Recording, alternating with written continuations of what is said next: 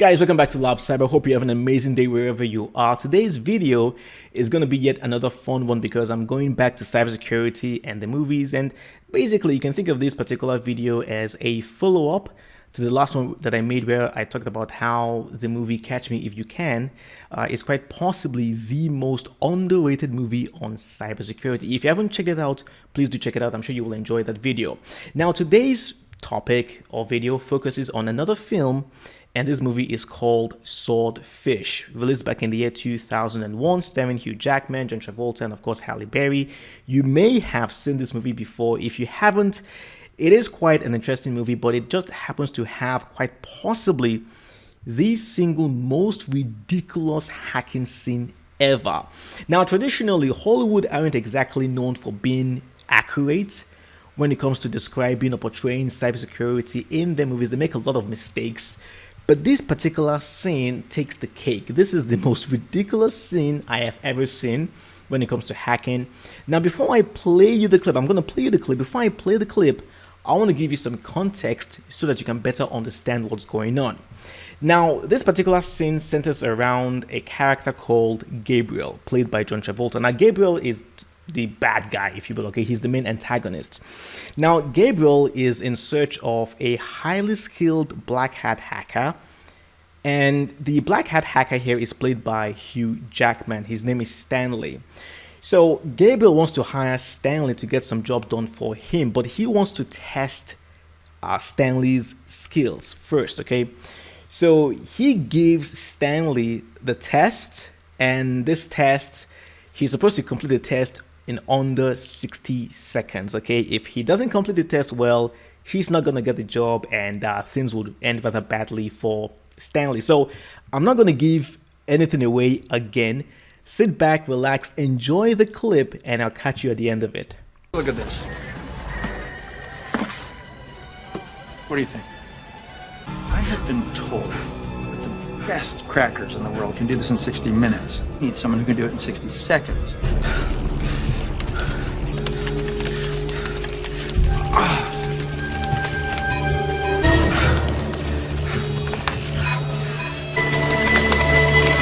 15.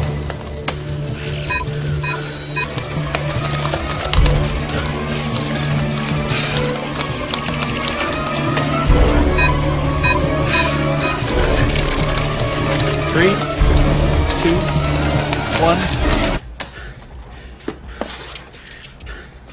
All right, so welcome back, and that was the clip. So what exactly did you see in that clip? Like I said earlier, you have Gabriel giving Stanley the test, and the test is basically to break into a login page for the Department of Defense. Now, we don't really know what that login page is meant for. Maybe let's just assume it's the login page to the database of the Department of Defense, right? So basically, Stanley has to find the username and password and log in successfully. And of course, to make things very interesting and sensationalize things, you have one of Gabriel's henchmen pointing the gun at Stanley's head, and you also have one of Gabriel's female associates playing with Stanley's, let's say, his third leg. I'm sure you understand what I'm referring to.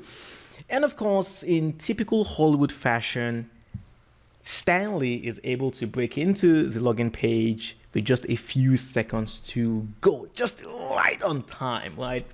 Now, this particular scene is so ridiculous on so many levels. I can spend the next hour just criticizing this particular scene, but to save time, I'm just going to focus on the biggest issues that I have with this particular scene. Now, before I do this, let me actually just say that I do have a very soft spot for this movie Swordfish, because believe it or not, this was actually the movie that made me want to become a cybersecurity professional. Because prior to watching this movie, I was thinking about becoming a web developer, building websites, things like that. I never actually thought about computer security or cybersecurity. In fact, back then, it wasn't really a thing. It wasn't until I watched this movie that I became like, whoa, cybersecurity is really, really, really cool.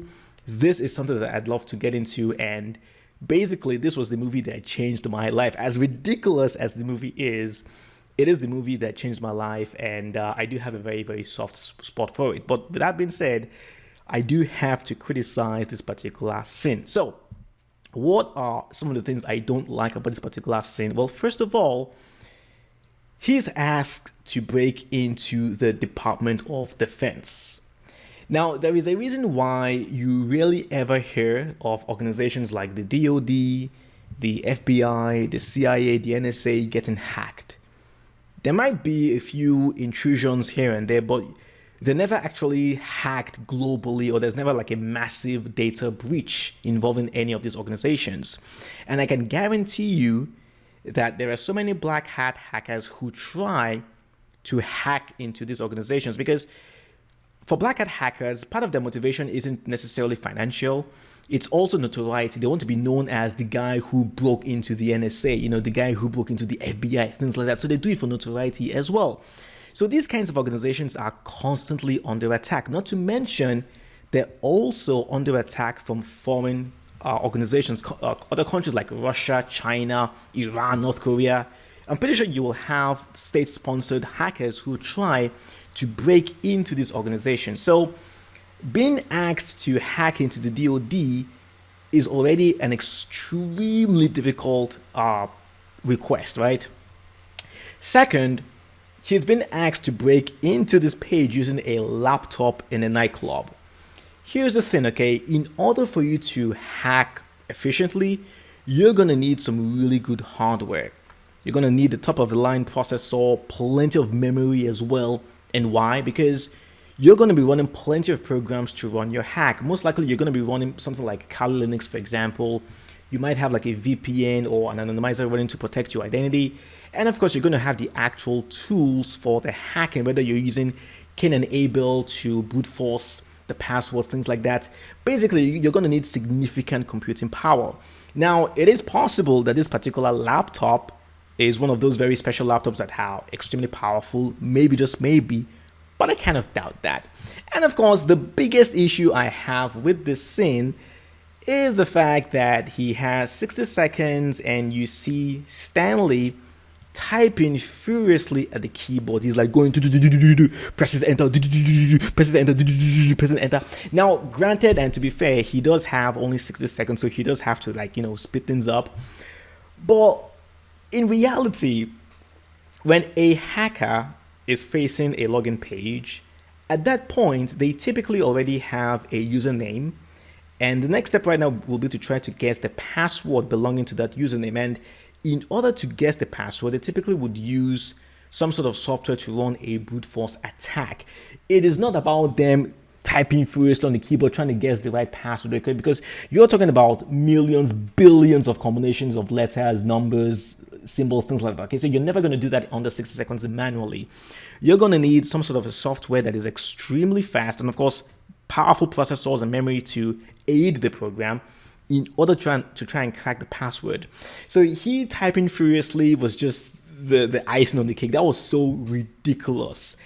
However, the funny thing is, it was this particular scene. He typing very, very furiously, pressing enter, denied, trying again, access denied, trying again, access denied, until eventually he got it. I was intrigued because I was still a young guy back then. Okay, I don't remember how old I was, but I was pretty young and I thought this was like the coolest thing ever. So the way the scene is shot and edited, it makes you think that, oh, in order to hack successfully, you need to type furiously at the keyboard and press enter and then try again and try again and then try again until you eventually succeed, which of course isn't true.